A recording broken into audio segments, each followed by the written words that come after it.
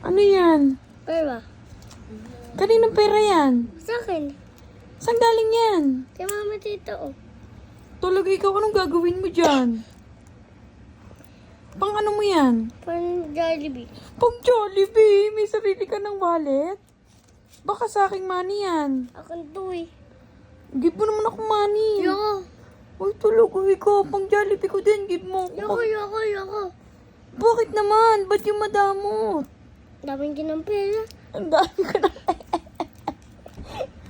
Ay, naku. Give ka din ni Ate Nisha ng 1 yan ah. O, give mo din si Mami. Yoko. Pang Jollibee ko yan ah. Yoko. Naku. Bulos ko na to. Kuklose mo na yan. Give mo din ako pang Jollibee ko, pang McDo ko. Talaga naman, oh.